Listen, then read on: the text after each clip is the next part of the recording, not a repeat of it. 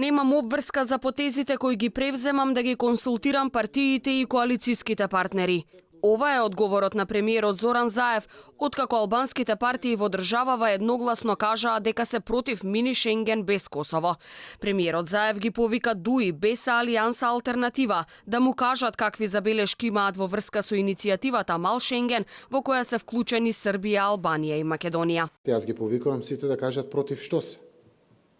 Значи, дали се против тоа што сакаме да ги намалиме 80% чекањата на границите, кој што во моментот целиот Западен Балкан губи 1 милиарда евра годишно. Тие нервозите што ни се случуваат на граничните премини кога поминуваме, сакаме да ги нема. Сега одиме со електронско пријавување, поминувате границата без застанување. Заев бара одговори од албанските партии, иако тие вчера речиси усогласено му порачаа не за Мал Шенген без Косово. ДУИ условува со 4 барања.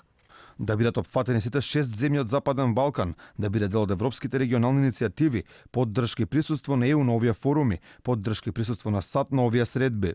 Во мини Шенгенот од партијата Алијанса за албанците препознаа руско влијание. Алтернатива пак смета дека државниот врв во Косово и Албанија треба да се координира и да размислат за национална соработка. Од движењето Беса пак децидни, не може да има мини Шенген без Косово. Чекањето за Европската унија не уби сите. Додека станеме европејци да сработиме и нешто сами, рече Заев, па го повика Косово да седне на маса, да биде дел од разговорите, па така ќе се решеле многу прашања. Мини Шенгенот е идеја на српскиот председател Александар Вучиќ. Поддршка доби од премиерот Заев и премиерот на Албанија Еди Рама. Целта е зајакнување на економската соработка и слободно движење на стока и луѓе низ Балканот. Првиот човек на Косово Хашим Тачи изјави дека неговата земја не може да биде дел од самит на кој учествуваат земји кои се уште не ја признаваат реалноста на независно Косово.